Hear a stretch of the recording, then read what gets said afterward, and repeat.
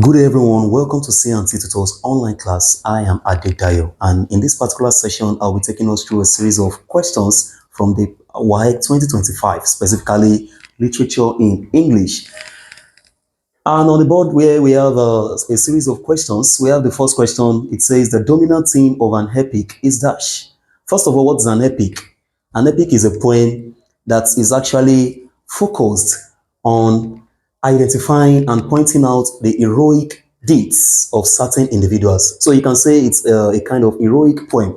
So it points out the deeds of a particular person who has been able to demonstrate various acts that entitle him or her to be called a hero.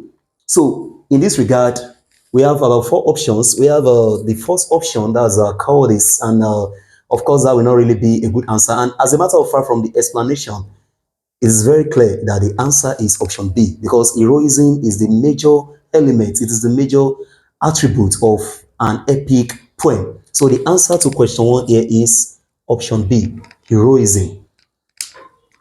Question number 2, we have a sentence here, and we have to identify the particular figure of speech that that sentence actually reflects. The cat attempted to kill the mouse by stepping on my mouse. The cat attempted to kill the mouse by stepping on my mouse. Now let's analyze the options one after the other. We have option A, chiasmus. When you talk about chiasmus, we are talking about a situation whereby ideas in a sentence are being reversed. When there is a reversal of ideas in a particular sentence. Take, for example, you have a sentence that says, do not look for trouble unless trouble looks for you. You realize that in the first part of that sentence, a particular person is looking for trouble, and in the other part, trouble is looking for that same person. So when ideas are being reversed in a sentence, then that gives rise to what we call a chiasmus. Another example, when you have something like this, we meet to part and we part to meet. That's it, another typical example of a chiasmus. So from these two examples, it's very clear that the given sentence is not an example of a chiasmus. Let's take a look at option C, for example, rhyme. Of course, we are not dealing with rhyme here. Rhyme refers to the sameness of sounds in a line or in a series of lines in poetry. So rhyme will not be a good answer here. Option D, sigma. When you talk about sigma, sigma simply arises when a particular verb or a particular action word is used to actually present or illustrate two different events. And these two different events are usually literal and figurative. I mean, one of them is literal while the other is figurative. Now, take for example, you have a sentence like this. Olu caught the ball and a code. Olu caught the ball and a code. The action word here is the word caught. Now, two things are being caught. We have the catching of the ball, which is a literal event, obviously, and we have the catching of the code, which is figurative.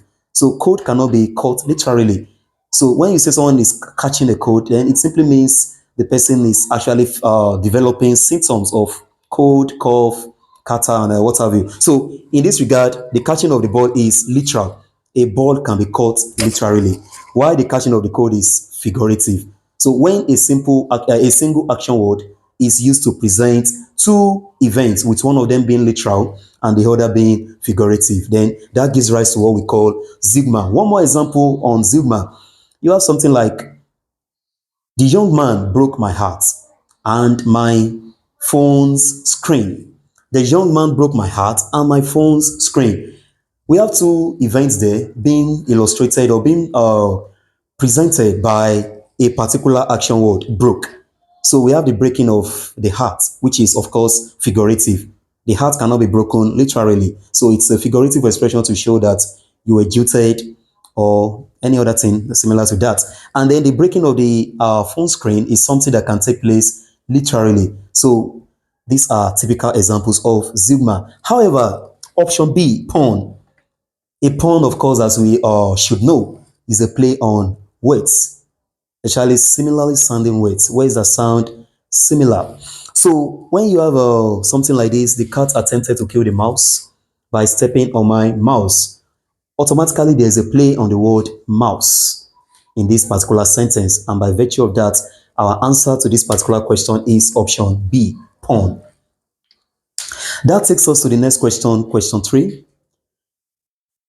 In a literary work, the speaker's attitude towards the subject is inferred from the dash. In a literary work, the speaker's attitude towards the subject is inferred from the dash. We have option A, plot. Plot will not be a good answer in this particular instance because plot simply describes what the pattern or the sequence of events in a literary work. So which can be episodic or complex or even chronological. So we have three types of plots, three major types of plots. One of them is chronological, also known as linear or organic. And then we have the episodic plot, which may also be called the non-linear or inorganic. We also have the complex plot. So plot is not an answer in this regard. B, rhythm. That will not work because it does not have anything to do with the attitude of the poet or the speaker to the subject matter. So rhythm is simply talking about the blend being created by the use of meter, rhyme, and so on and so forth. And then we have setting. Of course, setting talks about the location or the timing of the occurrence of a particular of a action in the literary work. So the setting can be temporal or spatial. And then we have the last option, tone. That's option D. So tone simply refers to what readers can deduce or infer from from a particular poem. So what I, as a reader, can actually deduce or infer from the speaker's manner of presentation in poetry is called tone. So the answer to this question is option D, tone.